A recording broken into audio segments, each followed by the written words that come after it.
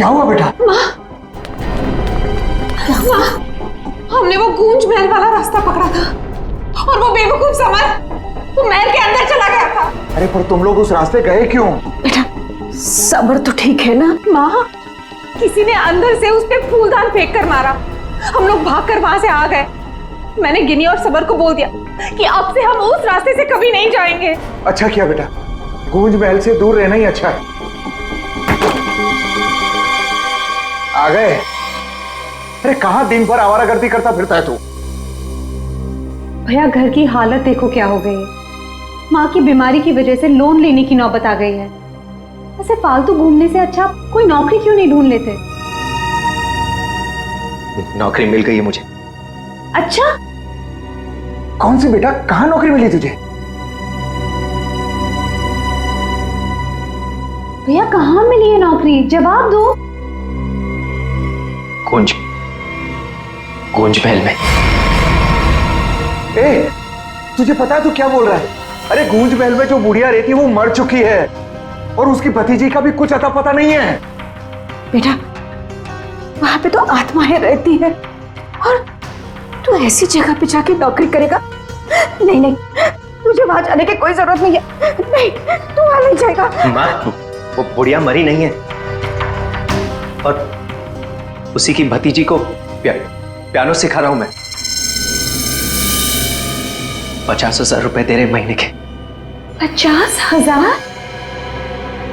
Music सिखाने के इतने सारे रुपए? माँ, मैं ये 50,000 रुपए एडवांस। अब हमारी सारी मुसीबतें खत्म। भैया पता है आज रात को हमारे साथ क्या? म्यूजिक सिखाऊंगा मैं पैसे कमाऊंगा। म्यूजिक सिखाऊंगा, पैसे कमाऊंगा। ये लड़का कभी किसी की नहीं सुनता। तुम देख लेना, कोई न कोई मुसीबत ला के रहेगा एक दिन ये। बल्लू को नौकरी मिल गई और उसने मुझे बताया भी नहीं। और ये ऐसे अजीब से बर्ताव क्यों कर रहा है? वो देखो देखो कैसे अपने आप से बातें कर रहा है। पता नहीं किससे बातें करते रहता है। बल्लू, बल्लू। हाँ हाँ हाँ, मुझे जाना होगा समर। बल्लू हमारी बात तो सुनो। मुझे काम के लिए लेट हो रहा है। गूंज महल में मेरा इंतजार हो रहा है। बल्लू बल्लू मेरी बात सुनो, वहां मत जाओ। मैं नहीं जानता कि तुम क्या कर रहे हो, लेकिन वहां जान का खतरा है। ये देखो मेरे साथ क्या हुआ है।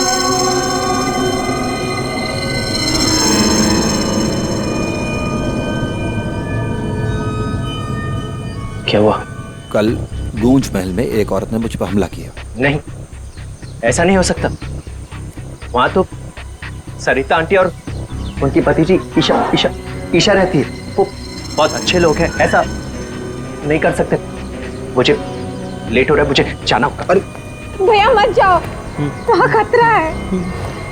भैया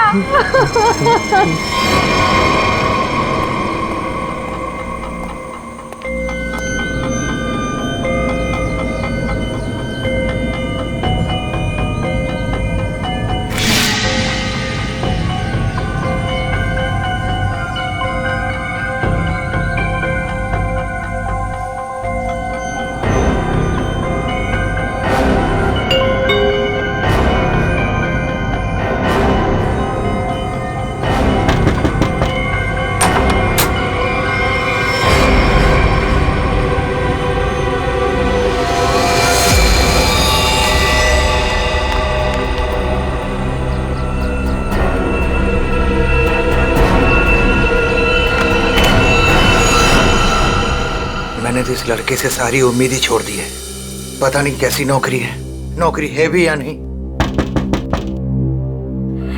देख, मेरा बेटा आया होगा, देख तो।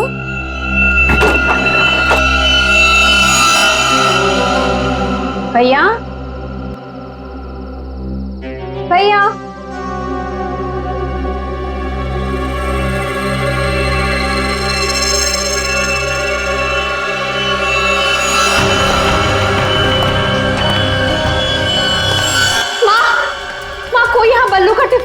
चला गया। बल्लू को कुछ हुआ तो नहीं ना? अब क्या हुआ? ये क्या है? कौन? कौन जल्दी खोलो।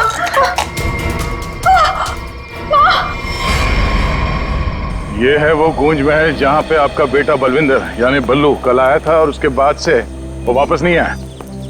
यहाँ पे 2 औरतें रहती हैं, एक बुजुर्ग औरत सविता देवी और उसकी भतीजी ईशा है। और आप लोगों के हिसाब से वो लोग कुछ अजीब है, राइट? सर ये पूरा घर ही अजीब है। यहाँ की खिड़कियों से रोशनी चमकती है, साए दिखते हैं, यहाँ से गुजरने वाले लोगों पर चीजें फेंककर हमला करते हैं। पता नहीं मेरा भाई कैसे फंस गया यहाँ। बल्लू यहाँ नौकरी करता था? जी हाँ, और इसी घर से मेरे बेटे का खाने का डिब्बा वापस आया था, खून से भरा। और सर जब पता लगाने के लिए मैं अपने दोस्तों के साथ यहाँ आई थी तो हमने दरवाजा खटखटाया, आवाजें लगाई, डोरबेल बजाया, लेकिन किसी ने जवाब नहीं दिया। सर यहाँ मेरे बेटे के साथ जरूर कुछ हुआ है, उन लोगों ने जरूर कुछ किया है। सर प्लीज मेरे बेटे को बचा लीजिए।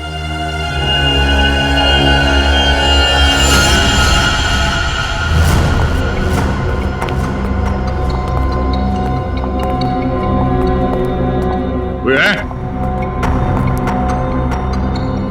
क्या तो कोई दिख नहीं रहा? आत्मा कहां दिखाई देती है सर, सीधी अटैक करती है।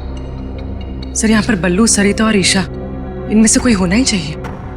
सरिता जी हैं भी या नहीं किसी को कुछ नहीं पता सर। लोग तो यहाँ तक कह रहे हैं कि सरिता जी की मौत हो चुकी है। यहाँ हुआ तो है कुछ।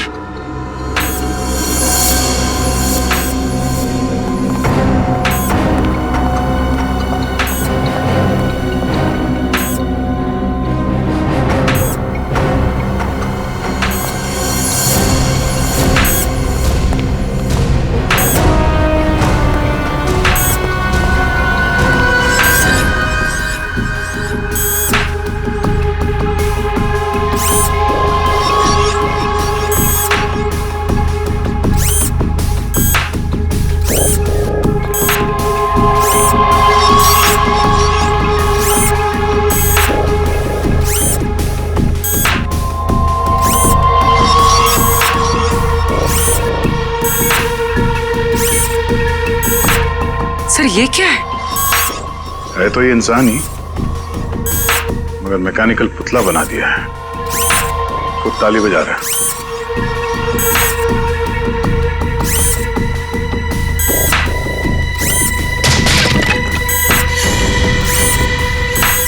निखिल, नजर रखो इस पे, हम लोग देखते हैं।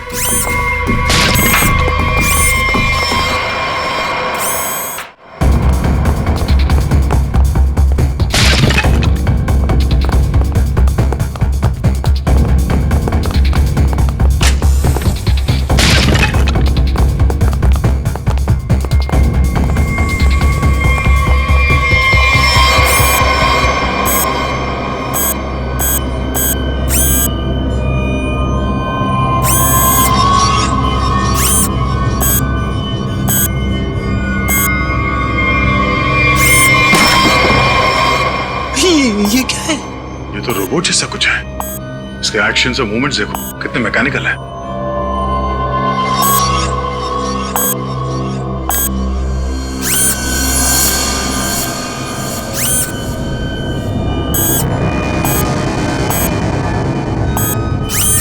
सर ये यहाँ आए कैसे और इन्हें रोकेंगे कैसे? अब इसे तो टेक्निकली रोका जा सकता है।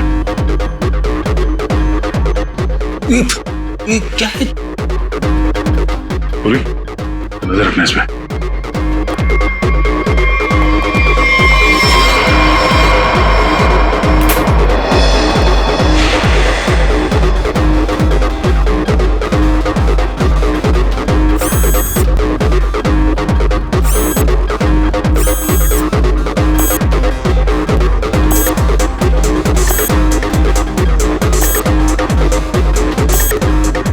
तीन यंत्र मानो, सब लोग अपने मूवमेंट्स ऐसे ही दोहरा रहे हैं। कौन है ये लोग और इन लोगों के साथ ऐसा किसने किया?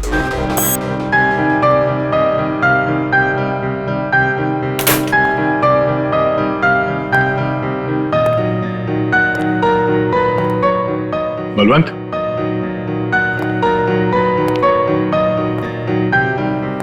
बल्लू, बल्लू,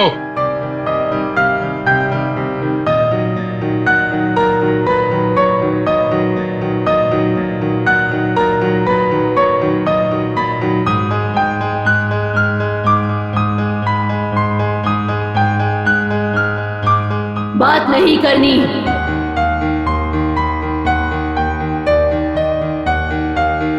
क्या हो गया तुम्हें? और तुम ये लड़की की आवाज में बात क्यों कर रहे हो? और ये तुम्हारे कपड़ों पे ये खून कैसे? हाँ? बल्लू, इधर देखो, मैं तुमसे कुछ बात कर रहा हूं, मेरी तरफ देखो।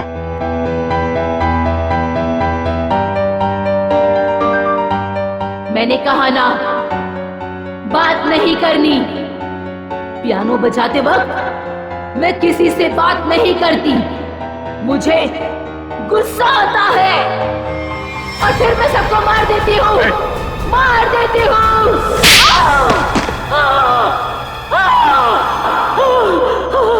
बोलो, बोलो। एक्सक्यूज मी, कौन हो तुम? हाथ ऊपर। देखिए, आप गोली मत चलाना, गोली मत चलाना। ये मेरा ही घर है, आप गोली मत चलाना, मारना मत मुझे आप प्लीज। तुम्हारा घर है ये? हाँ, ये मेरा घर है। क्या खेल खेल रहे हो तुम यहाँ? हाँ? और तुम्हारे घर में ये सब लोग कौन है? शायद ह्यूमन मशीन्स है जो तुम्हारे इशारे पे नाच रहे हैं। क्यों? सर, ये क्या कह रहे हैं आप? मैं नहीं जानता सर, मेरी कंसर्न क्या आपको बताता हूँ सर। ये मेरा घर है और यहाँ पर जो है ना सर, मेरी सरिता आंटी और मेरी एक कजिन है ईशा, वो रहती है सर। वो कैसी है वो देखने के लिए आया था सर मैं। That's my only concern. ये कौन है मैं नहीं जानता। आप कौन? CID। CID? मेरा नाम आकाश है। मैं सूरत में रहता हूँ सर, और यहाँ पर है ना हर 2-3 महीने में एक बार आता रहता हूँ। सर प्रॉब्लम क्या हुई मैं आपको बताता हूँ। उनका फोन है ना स्विच ऑफ आ रहा था, तो मुझे पता नहीं चल रहा था कि क्या हुआ है। और फिर अब यहाँ पर आकर देखता हूँ तो आपको यहाँ पर ये इसके शर्ट पर खून लगा है। सर मेरी आंटी और ईशा को इसने कुछ किया तो नहीं ना सर? इसने मार तो नहीं डाला ना उन्हें सर?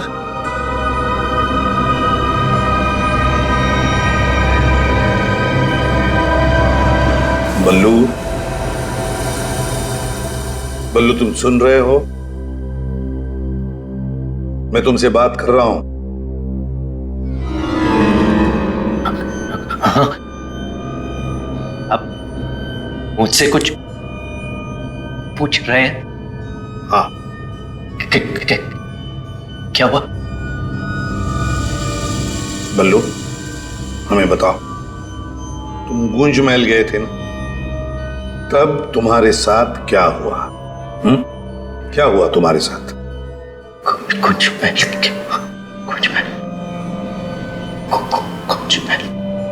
तुम ईशा को म्यूजिक सिखाने गए थे ना वहां पे? वहां पे क्या हुआ था? सरिता और ईशा कहाँ हैं? सर मुझे समझ नहीं आ रहा है कि आप लोग इसे इतना प्यार से क्यों पूछ रहे हैं। He's a criminal। सर इसी ने मेरी आंटी और ईशा को कुछ किया है, और वहां पर आपको जो इंसानी पुतले मिले थे ना, सब इसी का किया जा रहा है। शक तुम्हारे ऊपर भी है। तुम्हारे घर में मौत का खेल चल रहा था और तुम्हें मालूम तक नहीं।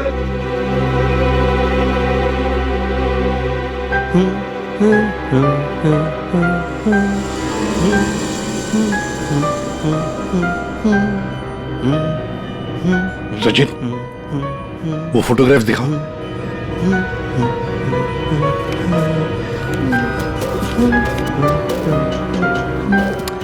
इन तस्वीरों को ध्यान से देखो, बताओ कौन है ये लोग और इनका ये हाल किसने किया?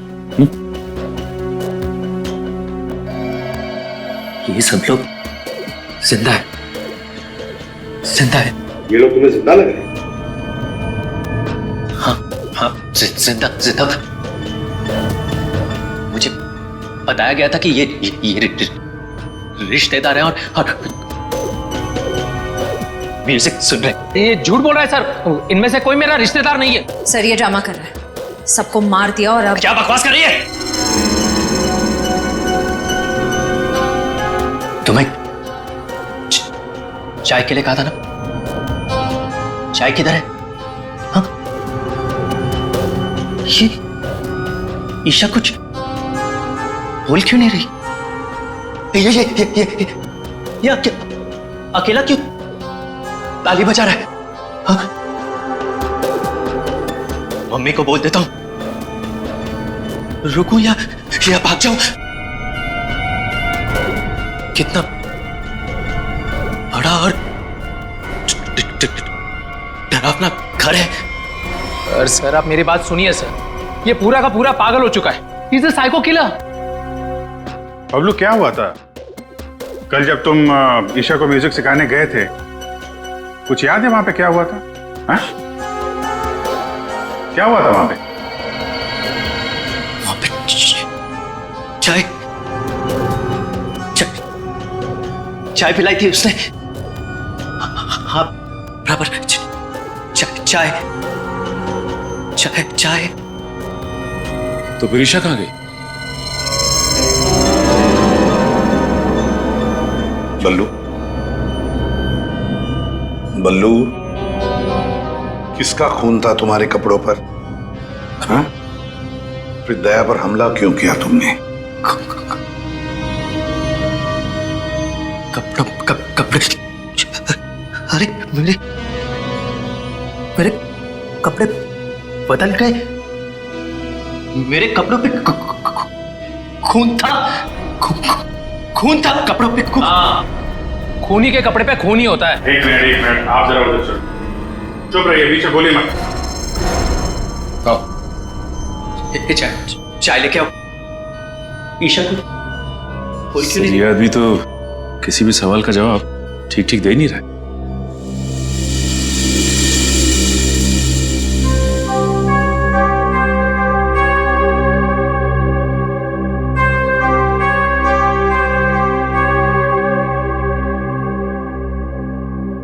अभिजीत, इस बल्लू की मेडिकल जांच करवाते हैं, पता तो चले ड्रामा कर रहा है या वाकई इसके दिमाग के साथ कोई प्रॉब्लम है।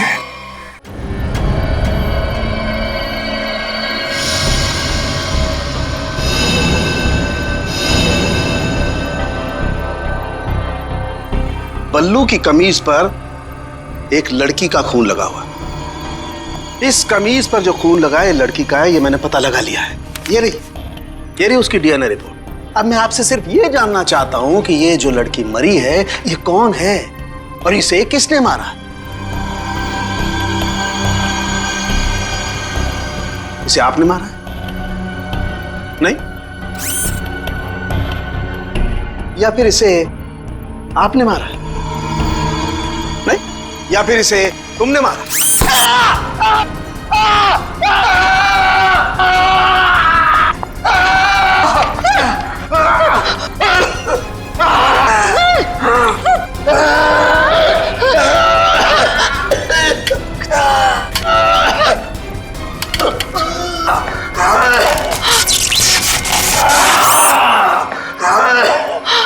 सर ठीक हो?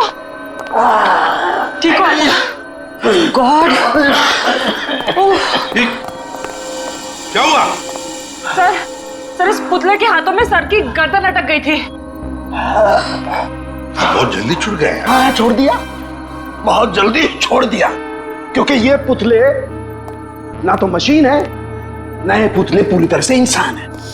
तो फिर ये कि ये टैक्सीडर्मी और रोबोटिक का मिला जुला रूप है। सर ये टैक्सीडर्मी और रोबोटिक्स क्या होता है? पंकज, टैक्सीडर्मी एक कला है जिसमें जानवरों की खाल को एक खास किस्म के केमिकल में प्रिजर्व करके उनमें भूसा भर करके उनको एक आकार दिया जाता है। इन तीनों के साथ भी ऐसा ही किया गया है।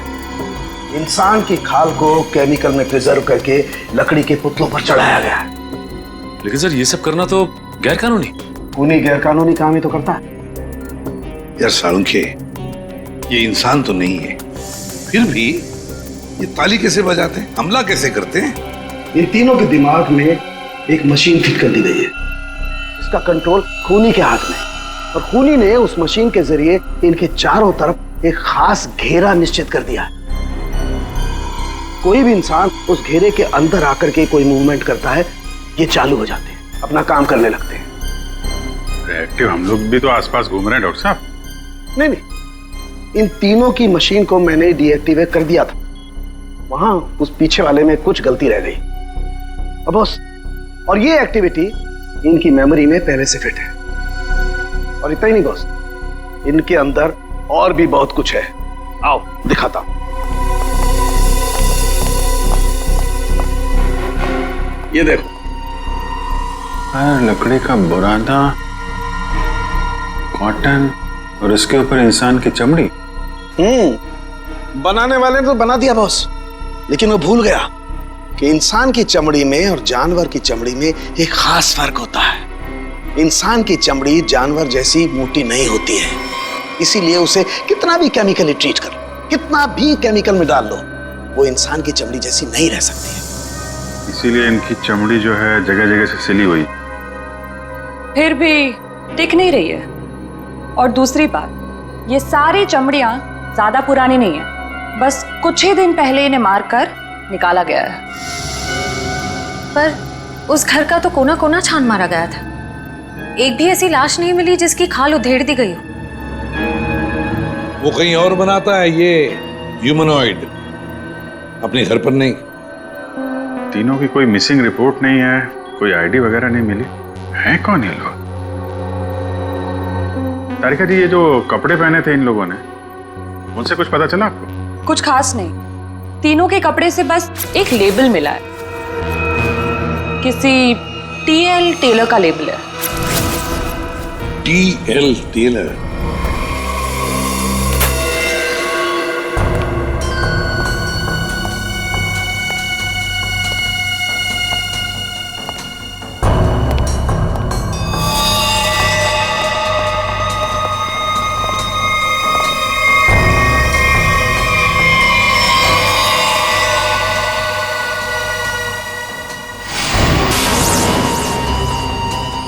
चाकू मारा कैसे? कई बार मारा गया।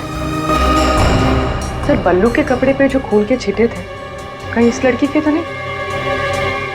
ये तो बल्लू ही बताएगा। मुंजी, असली बात यह है कि गूंज महल में से एक लाश मिली है हमें, एक लड़की की लाश। ये है वो लड़की। क्या आप जानते हैं इसे? किन्नी है ये मर गई क्या? तो ये बल्लू उस लड़की को जानता था सर? हरमोहन जी, बल्लू के कपड़ों पर गिनी का खून है। मोहन जी, आप प्लीज थोड़ा वेट करिए, हम आपको बुलाते हैं। एसीपी सर, मैंने बल्लू की सारी रिपोर्ट्स पढ़ ली हैं। डॉक्टर सालुंखे से भी बात हुई मेरी। बलवंत के खून में एसिड है जिससे इंसान सच और झूठ के सपने के अंतर को नहीं समझ पाता। उसे उस वक्त जो कहा जाए उसे वही सच लगता है। तो क्या डॉक्टर साहब, ये बलवंत के इन्फ्लुएंस में किसी को मार भी सकता है? जी, ऐसा हो भी सकता है और नहीं भी। हमने बलवंत को कुछ मेडिसिन दी हैं। आधी बेहोशी की हालत में हम बलवंत के दिमाग के माध्यम से वापस गूंज महल जाएंगे। क्या तुम मुझे सुन पा रहे हो बल्लू? हाँ। गुड। अब एक काम करो, अपनी आंखें बंद करो और ठीक उसी तरह वापस गूंज महल जाओ जैसे तुम पहली बार गए थे। बोलो ईशा, क्यों बुलाया? वो मेरे पास एक नौकरी है तुम्हारे लिए, करोगे? नौकरी? हाँ, तुम म्यूजिशियन हो ना, पियानो बजाते हो, मैं जानती हूँ। मैं तुम्हें 50,000 रुपए दूंगी। 50,000? हाँ, अब तुम यहाँ बैठो, कहीं जाना मत, मैं तुम्हारे लिए चाय बना के लाती हूँ, ठीक है? यही बैठना। चाय नहीं चाहिए ईशा, सुनो। ये 50,000 की नौकरी कर लूं?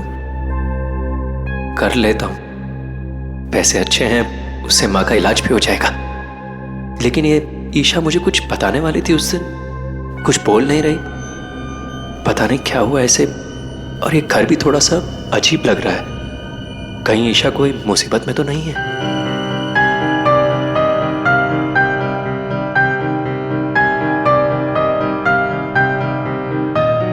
शायद यही ईशा की आंटी है, सरिता जी।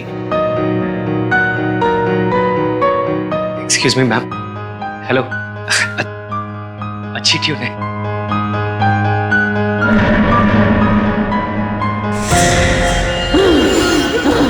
नहीं छोड़ूंगी। छोड़ो। किसी को नहीं छोड़ूंगी। छोड़ो। अरे क्या कर रहे हो? नहीं छोड़ूंगी। संभालो उसे, मार डालेगा वो डॉक्टर नहीं छोड़ूंगी। संभालिए आप इसे। नहीं छोड़ूंगी। बैठो। बल्लू, ये लड़की की आवाज में क्यों? छोड़ो मुझे। छोड़ो मुझे। डॉक्टर साहब, नहीं छोड़ूंगी। पकड़िए आप इसे। किसी को नहीं छोड़ूंगी।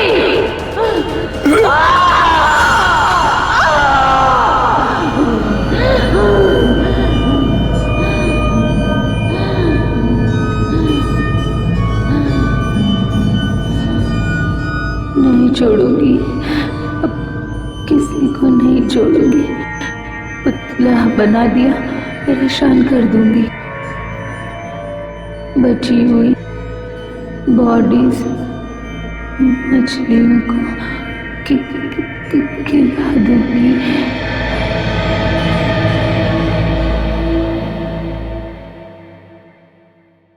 डॉक्टर साहब, क्या हुआ क्या है इसे? हाँ? इसे अचानक से औरत की आवाज में क्यों बात करता है? जब तक बल्लू पियानो तक नहीं पहुंचा था तब तक ये ठीक था, लेकिन जैसे ही इसके दिमाग में पियानो की आवाज सुनाई दी, ये कोई और बन गया। आपके कहने का मतलब है कि पियानो की आवाज सुनते ही ये बल्लू अपने आप को खूनी औरत समझने लगता है। मतलब ये किसी के वश में है, किसी ने हिप्नोटाइज किया है इसे। क्या लगता है आपको डॉक्टर साहब? हाँ, ये टेलर्स का पता चल गया सर, जिसने तीनों मानव मशीन के लिए कपड़े बनाए थे सर। अच्छा, टीएल टेलर्स।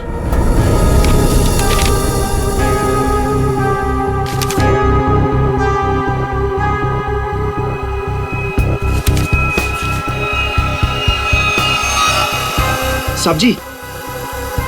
हाँ, अभी आया। देखिए सर, ये ऑर्डर एलपी प्रोडक्शन का है। 19 दिसंबर 2015 को कपड़ा दिया था और 1 जनवरी 2016 को 5 कॉस्ट्यूम और नाप भी है, और ऑर्डर देने वाली का नाम भी है, रॉबी का, और फोन नंबर भी है सर। 91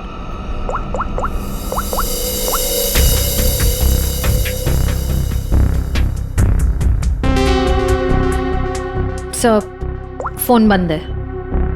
कोई बात नहीं, इस फोन की लास्ट लोकेशन ट्रेस करो और कुंडली निकालो इस रॉबी का की। सर। हाँ सारुंके साहब। अभिजीत, इन ह्यूमनॉइड्स में हमें भूसे के साथ साथ 2 और खास चीजें मिली हैं। एक तो एक खास कागज के टुकड़े, ऐसा कागज जिस पर न्यूज छपती है, अखबार में काम आने वाला कागज, और दूसरा समुद्र के नमक के कुछ अंश। थैंक यू वेरी मच सारुंके साहब। क्या हो सर? एक कारखाना ढूंढो जहां पे अखबार को छापने का कागज बनता, और वो जगह समंदर के करीब हो।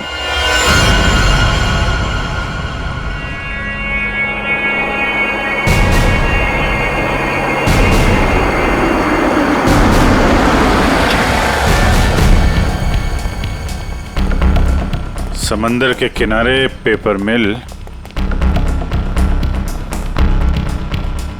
और वो भी बंद पड़ी हुई।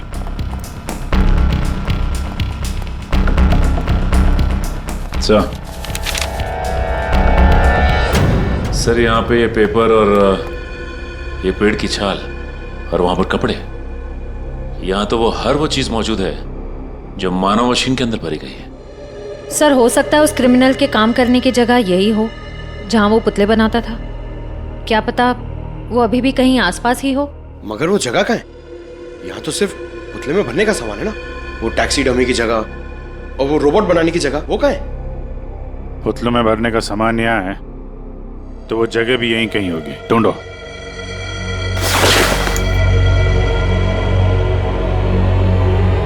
सर!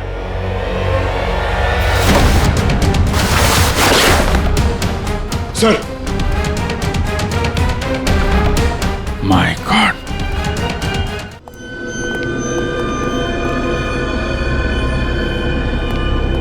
तो ये वो जगह है जहां पे ह्यूमन मशीन बनाई जा रही है।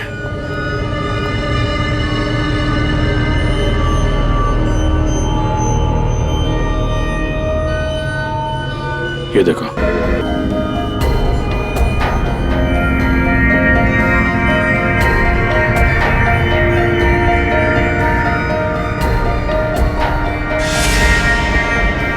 पूरा मैकेनिज्म है यहाँ पे।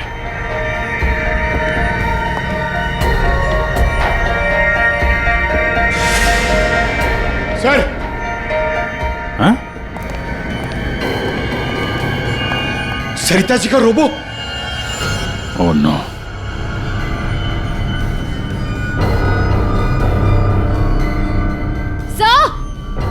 सर जल्दी आइए। सर ईशा, सर खूनी ने इसका सारा खून निकाल दिया है। इसकी सांसें भी बहुत धीमी चल रही हैं। इसको हॉस्पिटल लेके चलो जल्दी, एम्बुलेंस को फोन करो। हेलो, सरिता को तो उसने रोबोट बना दिया, अब इसका भी वो हाल करने वाला था। सर, रोबिका की लोकेशन का पता चल गया। आज तो हद हो गई। कब से वैनिटी में इंतजार कर रही हूँ। कोई मुझे सीन समझाएगा या फिर मैं पैकअप अनाउंस कर दूं। काजल, काजल कहाँ हो तुम? नहीं चाहिए मुझे काजल। सॉरी रोबिका मैडम, एक्चुअली वो स्क्रिप्ट में थोड़ा सा चेंज हुआ है। व्हाट? सीन में चेंज हुआ है? लास्ट मिनट में डायलॉग्स कैसे याद करूंगी? एनीवे, स्क्रिप्ट दो। मैम, एक्चुअली जो सीन होने वाला है ना, वो स्क्रिप्ट आपके को स्टार के पास है। How can you do this? तुमने स्क्रिप्ट मुझसे पहले को स्टार को दे दी। तुम जानती हो ना मैं कौन हूँ। शो क्विट कर दूंगी 1 मिनट में। टीआरपी नीचे और शो बंद। बोलो, क्विट करूं? एनीवे, कहाँ है वो को स्टार? मैम, वहाँ आपका नया को स्टार आपका वेट कर रहा है। ओके, अभी मजा चखाती हूँ उसको।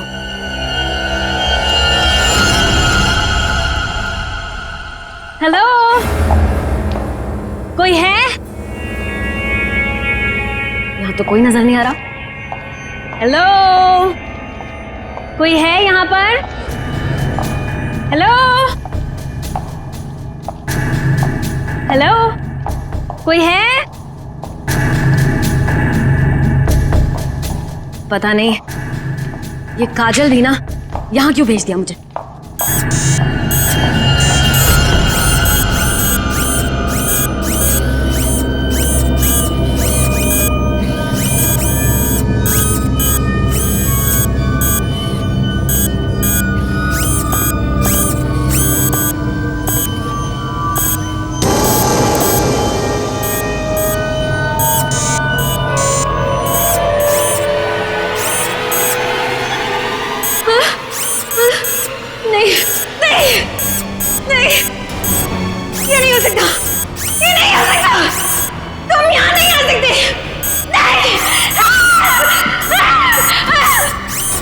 Hello miss Rubika.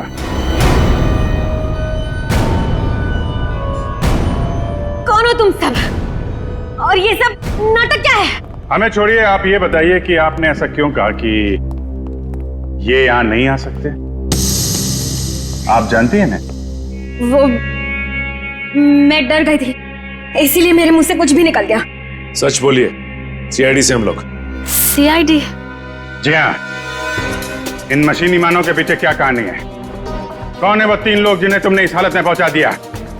ईशा और सरिता के साथ क्यों किया तुमने ऐसा? मैं सामने जरूर हूं, लेकिन इसके पीछे दिमाग किसी और का है।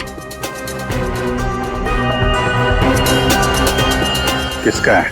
लेकिन सर, आपने हम सबको यहाँ क्यों बुलाया है? हाँ सर, मेरी समझ में ये नहीं आ रहा है कि आप लोग किस किस को पकड़ेंगे।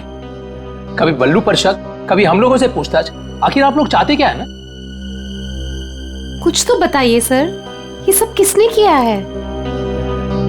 सारे सवालों का जवाब मिल जाएगा, लेकिन यहां आप लोगों को बुलाया है एक कहानी सुनाने के लिए।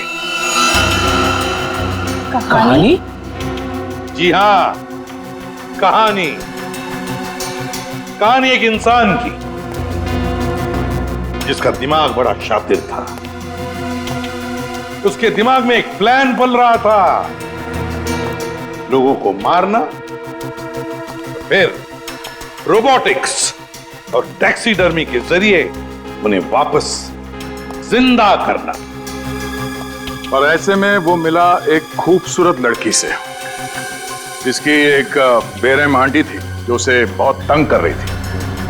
उस लड़के के दिमाग में एक आइडिया आया। उसने उन दोनों को एक बहुत बड़े कोठी में शिफ्ट करवा दिया।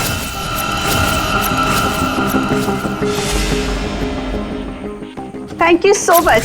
और फिर उस लड़के ने उस सुंदर सी लड़की को पहला झटका दे ही दिया। उसने उस लड़की की आंटी को मार डाला। घर में इस तरह लड़की की आंटी बन गई इस लड़के का पहला कामयाब आविष्कार।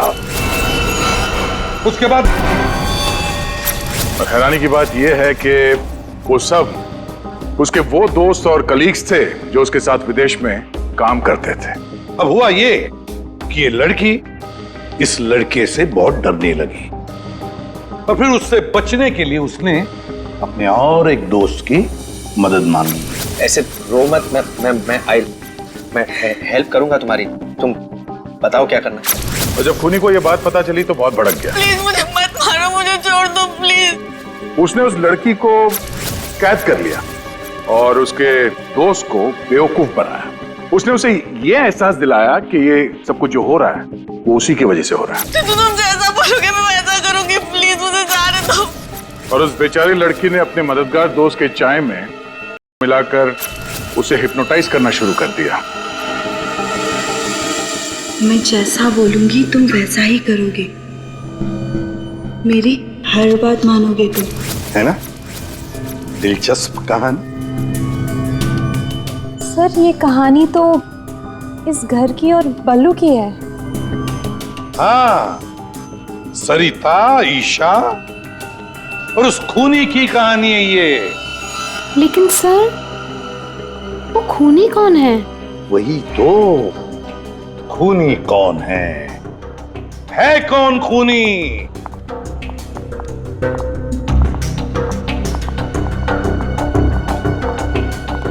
कहाँ फंसा दिया तुमने मुझे? तुमने तो कहा था कि ये कोई एक्सपेरिमेंट है, तुमने तो खून ही कर डाले। ये सब तुमने किया समर? हाँ, ये सब मैंने किया, और ये सब मैंने किसी और वजह से नहीं। ये सब मैंने सिर्फ इसलिए किया क्योंकि मैं चाहता हूं कि साइंस की दुनिया में मेरा नाम सुनहरे अक्षरों में लिखा जाए, और कि मेरे इतने बड़े एक्सपेरिमेंट को वो लड़की, वो ईशा बर्बाद कर देना चाहती थी।